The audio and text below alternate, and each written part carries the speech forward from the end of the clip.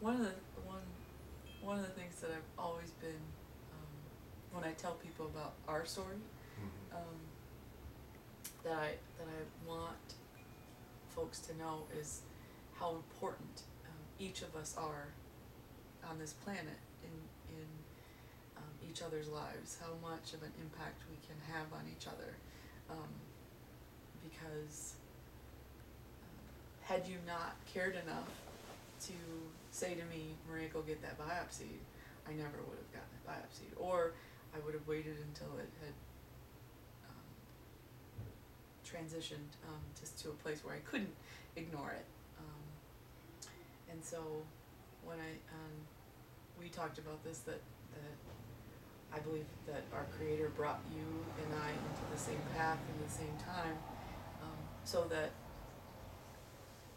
I could live, Mm. so that I would take care of this insidious cancer that was inside of me and get it out as fast as possible.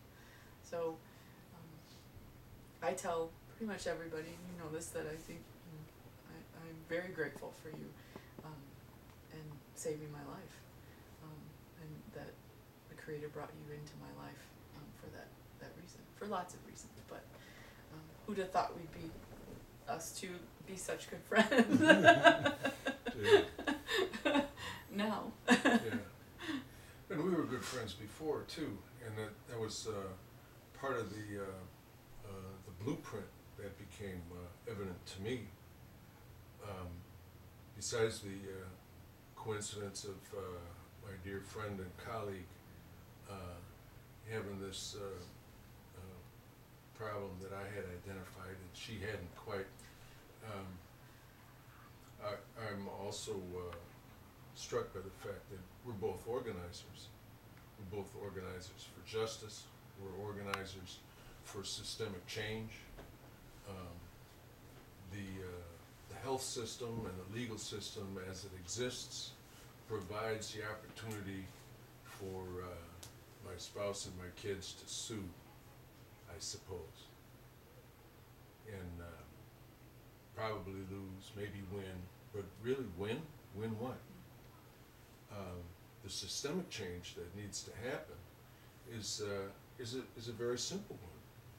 It's medical people, people who work with nails in beauty shops.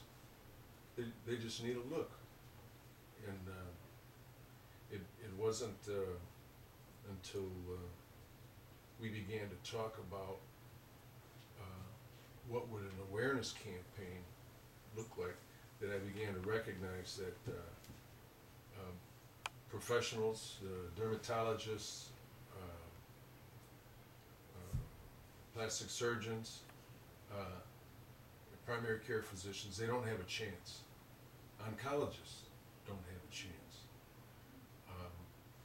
to make a decent diagnosis because it's so rare that nobody's ever seen it. So it keeps masquerading as a fungus or as a beautiful shade of fingernail polish. And so it just seemed natural to me too. But I remember not pushing you because your finger and your loss of the tip of your finger was really a full-time job. It seemed to me, as best I could understand. Yeah, you were ready to start mobilizing and organizing a lot earlier than I was ready to do that. So you were very patient and waiting for me to get to that place. Because when you first approached me about it, I thought, I'm not telling anybody my story. I don't want to get up and show my finger, or the lack thereof, a fingertip.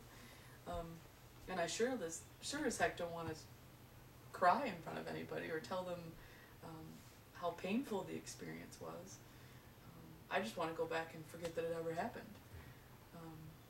And you said to me, when I was telling you, it was like I wanted it, the cancer chapter or book of my life I wanted to put on a bookcase and just forget about it existing.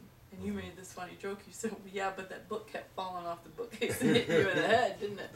And that's exactly what kept happening. So it took me a little while, but eventually I remembered when I got to a place where I was ready and called you and said, "Okay, let's go. I'm ready.